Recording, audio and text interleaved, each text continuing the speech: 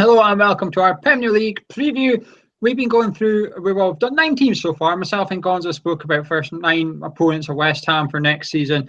Gonzo's on holiday, so I've got Charlie for tonight, and our last video will be up tomorrow night at 8:30 as well, and Charlie's on that with me. Tonight we are discussing Everton, Stoke, Spurs, Arsenal and Man U.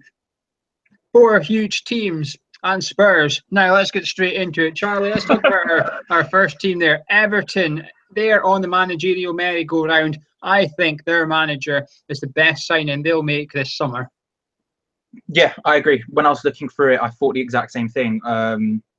Martinez, I like Martinez, to be fair. I think defensively he's amazingly naive. But going forward, you can't really fault him in a lot of ways. I think he's an exciting, fun manager to have. But I think his time ran out. He couldn't make that jump to the next level, and Koeman is proven in every way possible, really. Do you think he's the best to get the best out of the likes of Ross Barkley? I don't think Martinez tapped into the Ross Barkley potential at all. I think he's almost too scared to unleash him properly. I think he restricted him too much.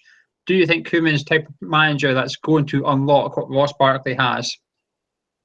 Yeah, I think I just said I like Martinez and his attacking style, and yet somehow he didn't use Ross Barkley to what is his full potential. And I think this season could be the one for him. I think Koeman I think he's the best manager they could get at the level Everton are currently in every facet of their being, basically. So I'm as an England fan, I'm very excited to see the full potential of Ross Barkley hopefully reached this season.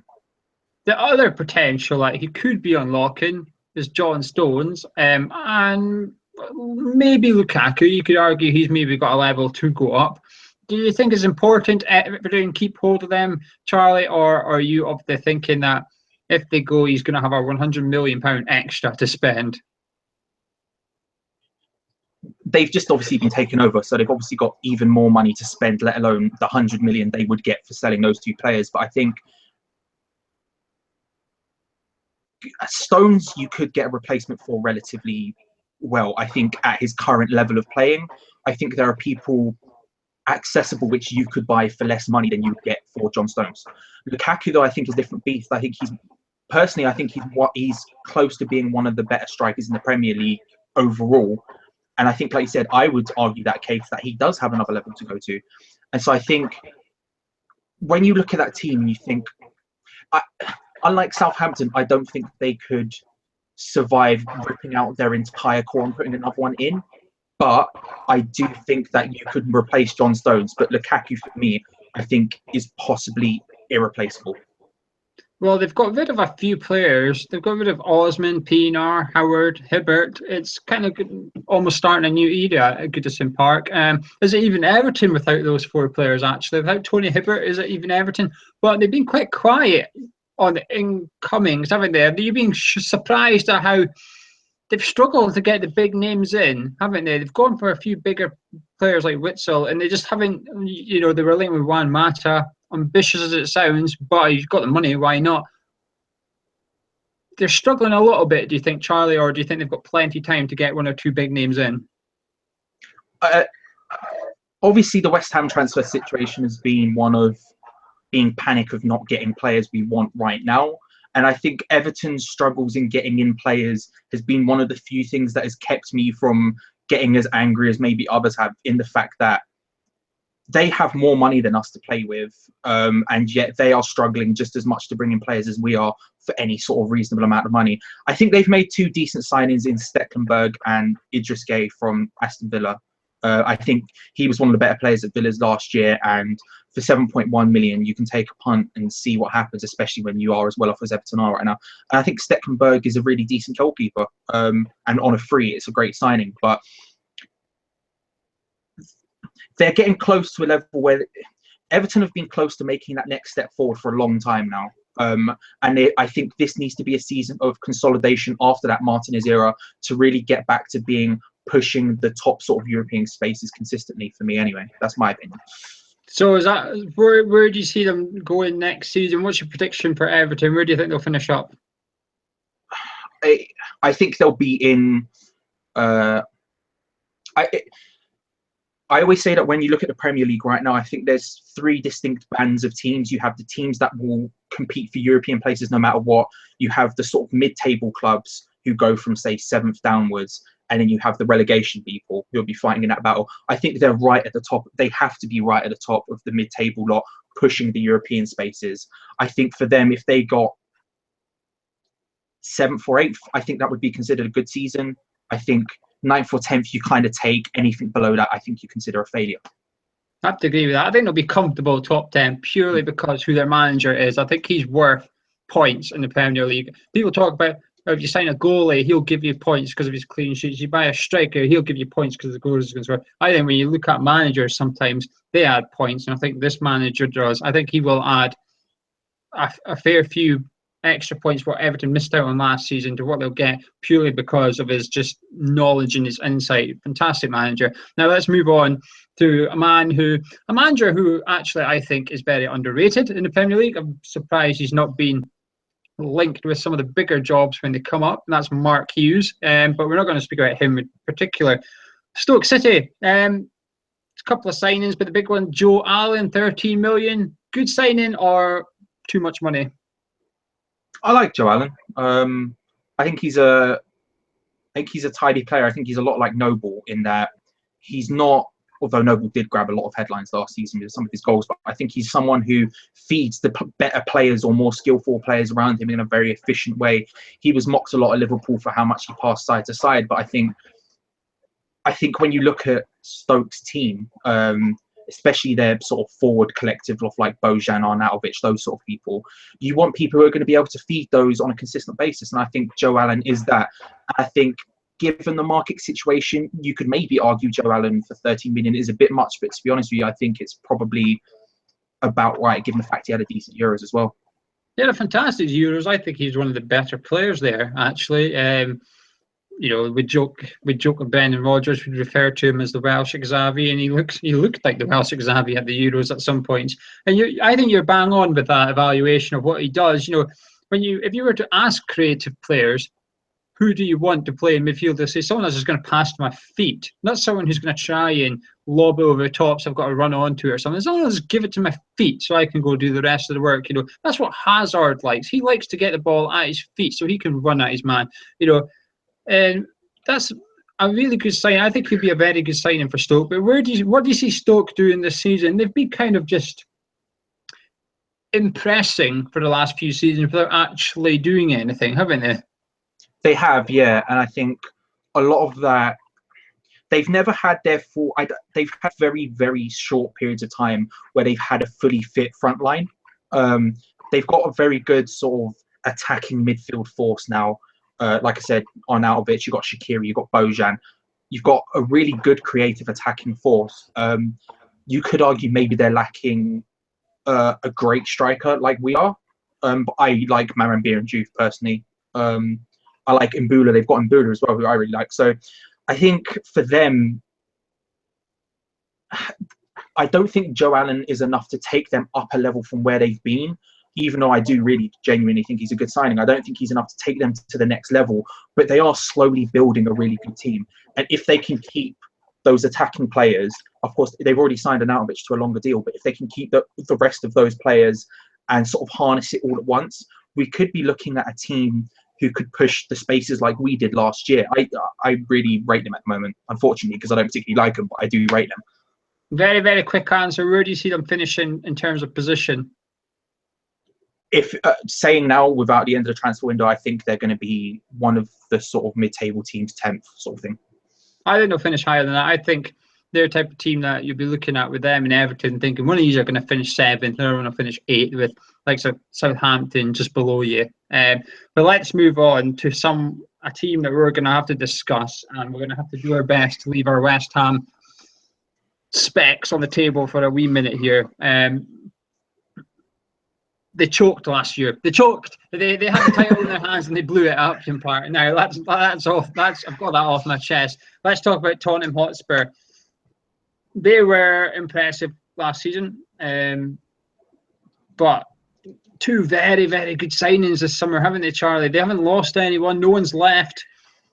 But Janssen and Wanyama, I do like that business they've done there. Yeah, I do as well. I think that I've seen a lot of people asking if Spurs are being left behind because all of the teams around them are making such big signings. But I would make the argument that I think they were further ahead of them in the first place. I think they were ahead of Manchester United. I think they were ahead of Chelsea by the end of the season in the sort of way that they were as a cohesive unit, as a team. And I think Wanyama and Janssen, although not huge mega signings like, say, a Pogba or a Mkhitaryan or whoever, they are solid signings. I think Wanyama, we all know he's a red card waiting to happen. But on his day, he is unstoppable. He is an unstoppable force. I always think back to that Celtic versus Barcelona game where he ran it. The difference, I think, between Tottenham and some of the other bigger sides are not one-man teams, but they've got the potential to be one-man team. City heavily rely on Aguero and Silva. If you take them out, they struggle. You look at Man U don't even have one man sometimes. But you look at Chelsea, you take out Diego Costa and they're struggling for goals. Take out Hazard, they're struggling for creativity. With Spurs, you can almost take out Eriksen and someone else goes in there, whether it's Chadley, whether it's Lamela, someone goes in there and does a job. You take out, last season they struggled without Kane. This season they've fixed that problem. I think that's what makes Spurs slightly more appealing. As dirty as that sounds, I hate saying it, but that's what impresses me more. They don't rely on one player in particular, and they've got adequate replacements. Champions League football for this side this season, Charlie. Europa League, they got away with it last year. They were able to play youngsters and get through to the knockouts with ease. Will Champions League hinder Spurs in the league? I think it will, and I think having a season with Champions League football and, say, getting top four for them would be a huge success. I think it really is going to hinder them, and I agree with you. I think they've got decent squad depth, but I don't think they have enough squad depth to be able to compete on both fronts at once. I think for them this season, if I was a Tottenham fan, I would want us to push as much as I could in Europe in order to give ourselves a bigger profile. So in the next summer, we can make additions and really start to challenge more and more often. But I don't think they can cope on both fronts. But again, we're not quite at the end of the window yet, but that's how it stands right now. I agree. But what I do think, though, they are the fittest team in the league, in my opinion. I almost want to say fact. It might be, but they're the youngest team in the league on average age for their squad. They've added a guy in the peak of his career, but at the right side of his peak in Wanyama. And they've also added a younger player in Janssen. They're building for the future. And I think their players will be able to play Wednesday and Saturday, whereas other squads, they might have to drop one or two players for the weekend and rest them. Whereas Spurs, I think they'll get away with it for a while. Yeah.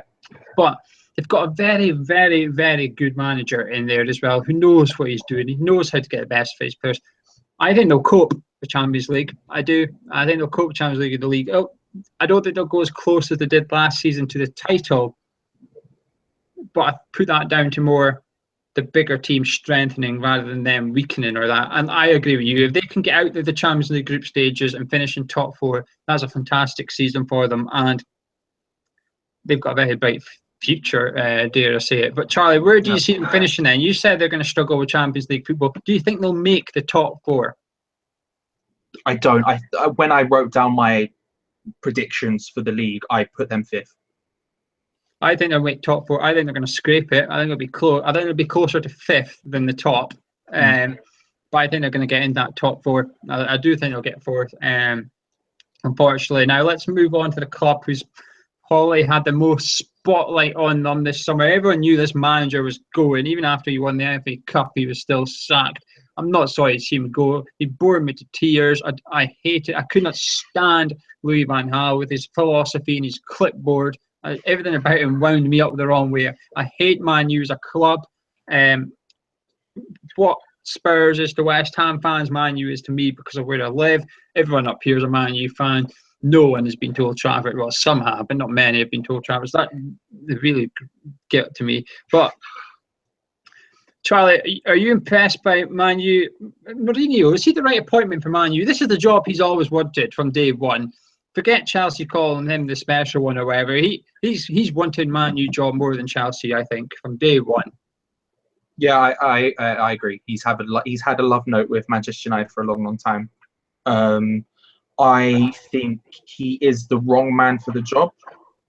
I don't doubt he'll bring success and drag them kicking and screaming back up towards the top of the league, whether they want to or not. That's just the type of person he is. It's the type of football he plays. But for me, I think he's the wrong decision. I think they need to restabilize and rebuild fully. And I think Jose Mourinho he always leaves after 3 seasons, but that's because he's become such a destabilizing influence after a while. I think he'll get you back to the top, but I don't know what they're going to sacrifice to get there. They're going to. The strange thing for me was Louis van Gaal got labelled as boring. The Man U fans wanted entertainment back. Mourinho doesn't exactly serve it up with large portions, does he? Entertainment. I've seen him carve out more boring 1-0s than Sam Allardyce sometimes.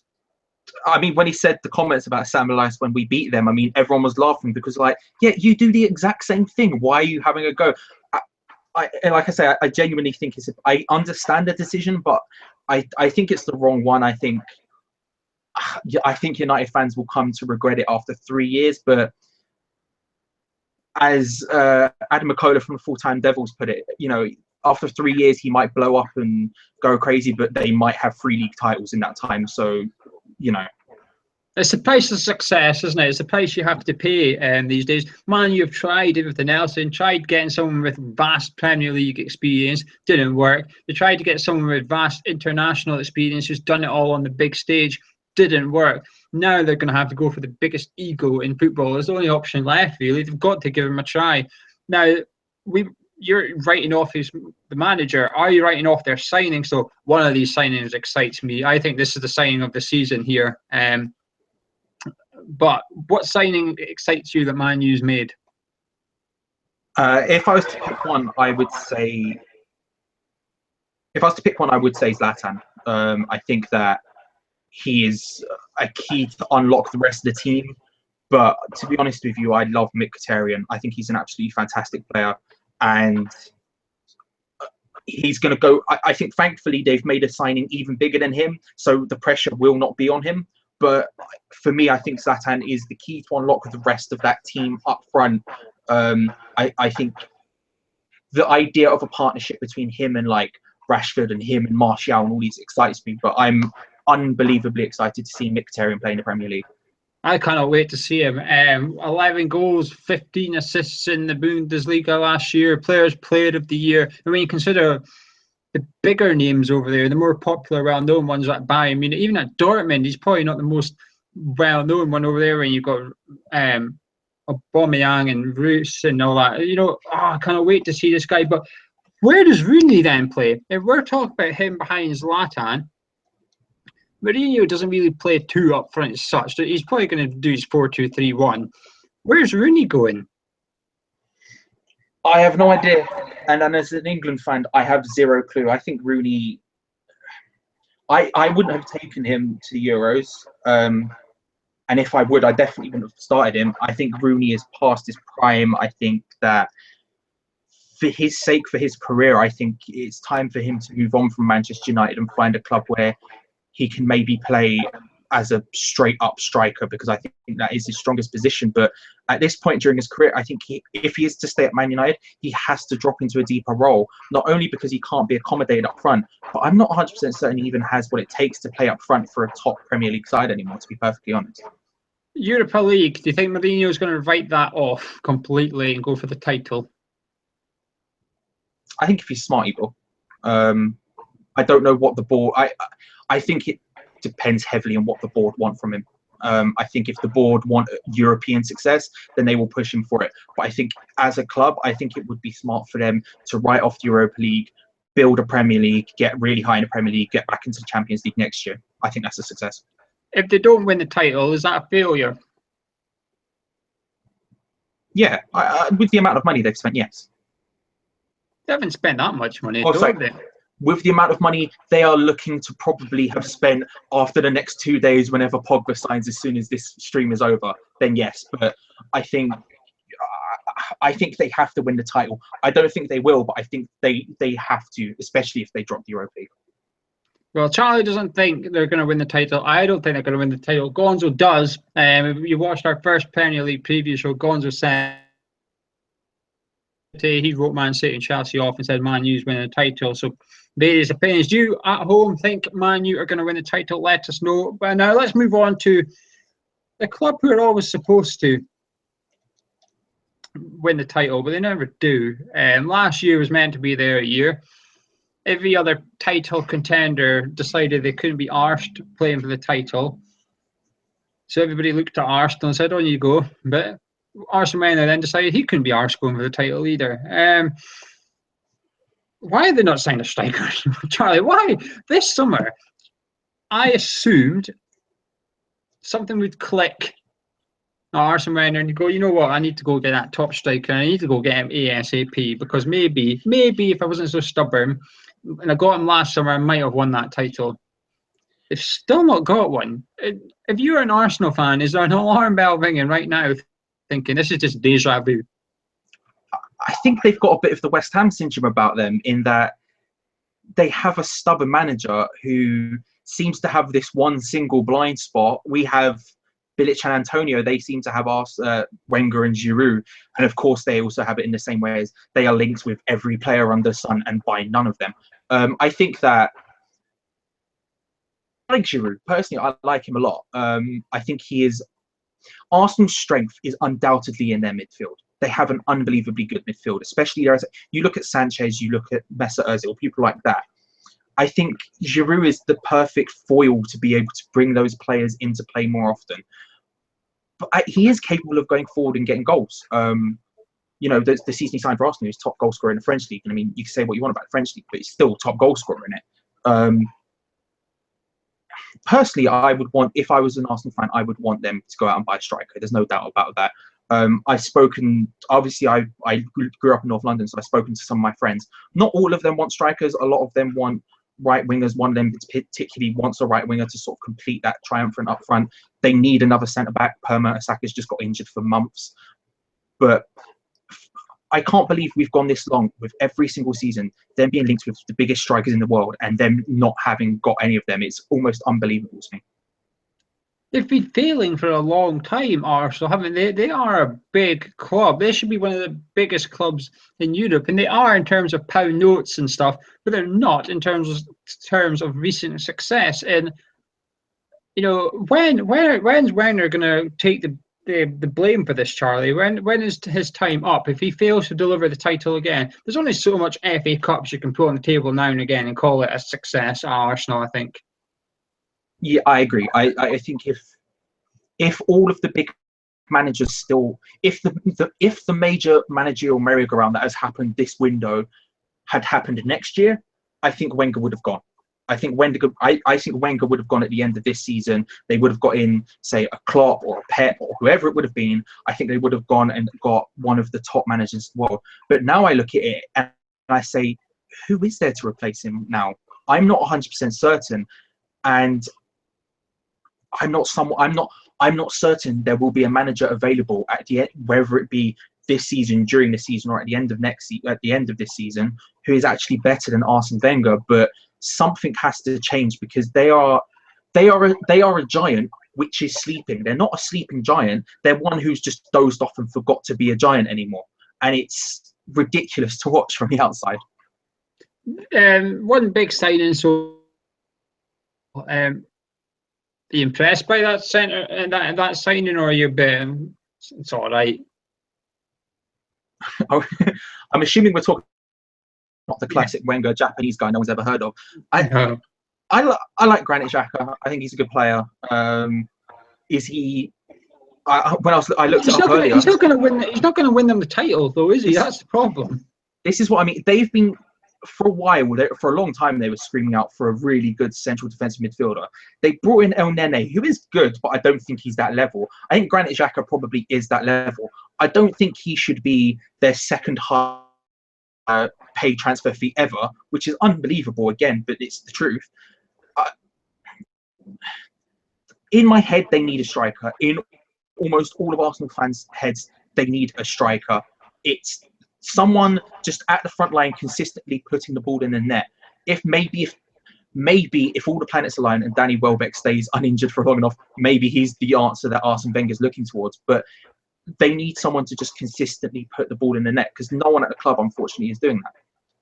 No, I quite agree. But okay, prediction time for Arsenal. What do you think they're going to do this season? Are they finally going to deliver? Is Werner's master plan he's living by, which has not had any success for over 10 years now, going to pay off? Or do you think they're just going to scrape top four as per? I've got them third.